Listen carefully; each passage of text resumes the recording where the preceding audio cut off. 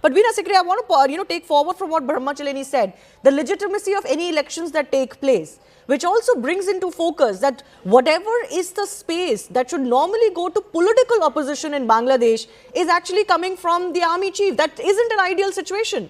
That isn't how it should be. It should be political opponents who should be holding Muhammad Yunus accountable, but he's clearly taken away their political space.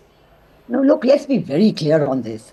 It was the army which appointed Muhammad Yunus last year after there was this public, discontent expressed with former Prime Minister Sheikh Hasina. Now, the army, please recognize that the army is the only source of stability and authority in Bangladesh today.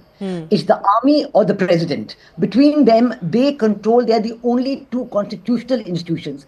Muhammad Yunus is an illegal, unelected regime.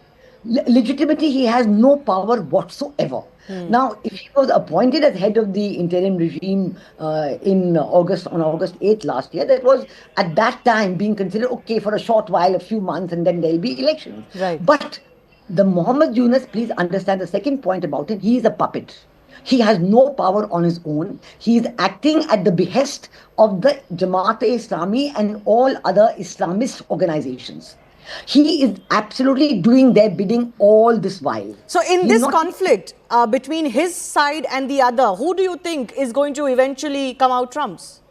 Certainly the army, because the army is the source of stability and authority, and Muhammad Yunus is an unelected person. And he actually has violated every condition of being called a caretaker government or an interim government, because he's kept Islamist people in his party. And even the people in his party have now moved out, some of them, and in his government have moved out, and some of them have formed this National Citizen Party. Yes. And he realized, the most important point to understand is that Muhammad Yunus realizes now at the end of 8 or 9 months that he is extremely unpopular. Extremely unpopular. And even then, and second point, may I tell you, please understand that the army had a darbar on the 21st of May, which is a very unprecedented kind of an event, where all the officers were called, including those serving abroad on Zoom links and so on.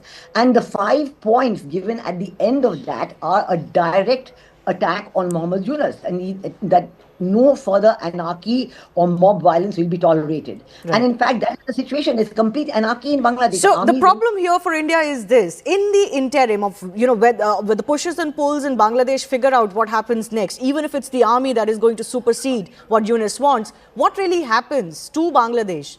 Whether there will be more lawlessness, more riots, more chaos on the streets, that is the biggest question for us. The only answer is to have free, fair and inclusive elections. Precisely, but is that possible at all, as Brahmachaleni is pointing out, is the other big question. It is possible. The banning of the Awami League is not a legal event. It can be overturned, surely. The authority ban the Awami League at all. All right. I'll leave it at that. Unfortunately, I just want to add one point. Unfortunately, a truncated debate today. I've run out of time, but I look forward to having our guests soon on the show again.